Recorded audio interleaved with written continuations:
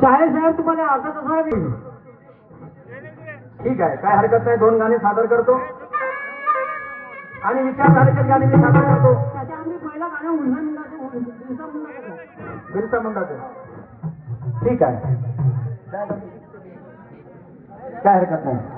चला ठीक आहे, बिरसा मुंडाचं गाणं सादर करा म्हणते, सादर करतो मी. आणि याच्यानंतर एक वामनदादा कर्डकचं गाणं मी सादर करणार आहोत. हॅलो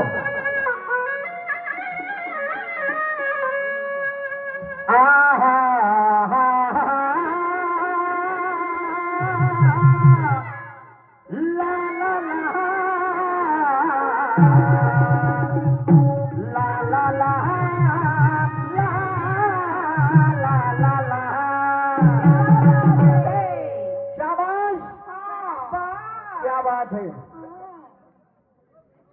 तो निशांत शाहीरनी सर्वांच्या चरणावरती डोकं आहे. म्हणतात काय, छत्रपती शिवाजी महाराजाचा प्रश्न विचारला होता. सर्व लोक साक्षी आहे. म्हटलं अफजल खान ज्याला 60 बायका होत्या त्याच्यामधलं 59 बायका त्यांनी मारल्या. असा एक व्यक्ती की ज्याने भविष्यवाणी केली की छत्रपती शिवाजी महाराजांच्या हाताने तुझा वध होणार आहे. तर तो व्यक्ती कोणता? 59 बायकापैकी एक बाईची म्हटलं बायको पराली, ते बायको कोणती? तर निशांत शहर म्हणते, सुरत शहर म्हणते कुलकर्णी. हा कुलकर्णी जो वकील होता म्हणते. तर मी म्हटलं तो वकील भास्कर कुलकर्णी म्हटलं का बघा छकमारी करायला गेला होता का म्हणलं तिथं. तर शाहीर साहेब म्हणते तो का आलू सिलत होता का म्हणते तिच्या घरी पहिले म्हणते. वा निशांत शाहीर, तुला बोलण्याचा मला विचार येते, तुमच्या बोलण्याचा मला जीव येते. तुम्ही का चिल्लर शाहीर आहे का? पहिला हा प्रश्न निर्माण होते. नाही नाही, जो माणूस भविष्यवाणी करण का तू मरणार आहे मग ठोकायला तिथं भाड धोकायला जाईन का? त्याला झक मारायला जाईन का? नाही नाही नाही नाही, तुम्ही चुकले का? नाही चुकले मग स्वीकारा ना. कारण स्वीकारत करणार तुम्ही.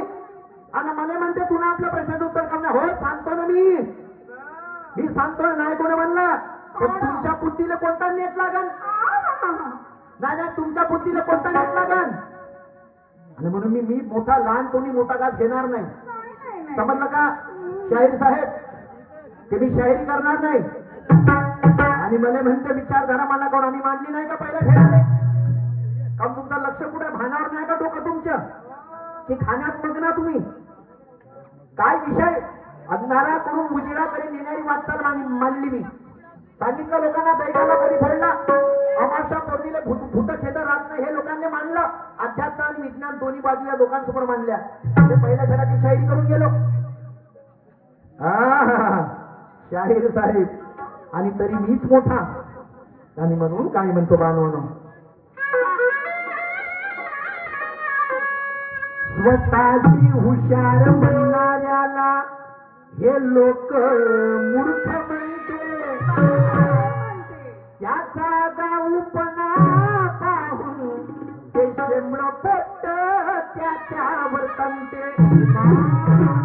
शेमड्या पोट्याच्या मतानं घेतलं तर काहीतरी मार्ग निघते. नाही तर ते शेमड पोट म्हणते जाणारे म्हणते तुले कोण गिनते. एखादी व्यक्ती आपली मुजोरी दाखवत असेल आणि मोठेपणाचा भ्रम जर पसरवत असेल चुकीची संकल्पना आम्ही तुम्ही बोलता बोलता बोलले हो काय तुकाराम महाराजांची हत्या केली मम्माजी भट रंगनाथस्वामी हो केली. तुमचं बोलणं तुमचं खरं आणि एखादा व्यक्ती उठून उभा झाला तर काय पुरावा आहे म्हणून तर काय सांगा. नाही काय पुरावा आहे म्हणून तर काय सांगा. आणि म्हणून गोष्ट मांडायची तर पुराव्याविषयी मांडा. तुकाराम महाराजांची हत्या झाली हे तुमचं म्हणणं बरोबर आहे पण काय पुरावा आहे.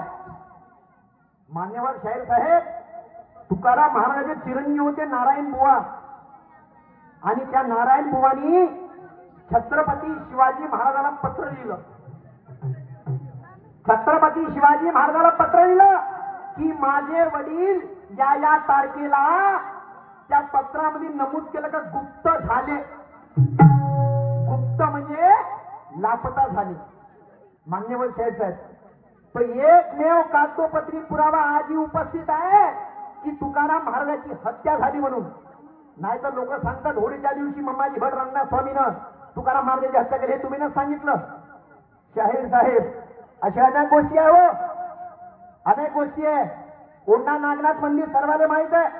हिंगोली मधलं संत नामदेव कीर्तन करायला गेले. आता ते कीर्तन करायला गेले तिथे दोन ब्राह्मण आडवे आले. दोन ब्राह्मण आडवे आले काय म्हणत होते काय ती जात आहे म्हणे शिंपी तू शिंपी समाजाच्या म्हणजे तुझ्या अंदरमध्ये कीर्तन करायची परवानगी नाही म्हणे. तर त्यात नामदेव संत नामदेवाले हकललं तर संत नामदेव मंदिराच्या मागे गेले. तर तो इतिहास स्वतः खोटा पसरवला. त्या बहीण म्हणे मंदिरानं तोंड घुमवलं म्हणे. ते गोष्ट आपल्या लोकांना सांगते मानणारे. अशा अनेक गोष्टी आहे पण बोलता नाही आपण. मी तुमचं त्याबद्दल कॉंग्रॅच्युलेशन करतो अभिनंदन करतो की तुम्ही तो गोष्ट छेडली बा म्हणून. आणि याच्या पहिले मी छेडली आणि त्याच्या पहिले तुमच्या गुरुजीने छेडली तुकाराम महाराजाचा विषय. आम्ही त्या गोष्टीला स्टँड आहोत समजलं का. पण जे खोट आहे ते खोट आहे मान्यवर शाहीर साहेब. आणि म्हणून जिंकण्यापेक्षा मी संघर्षाला मान देतो. जिंकण्यापेक्षा मी संघर्षाला मान देतो.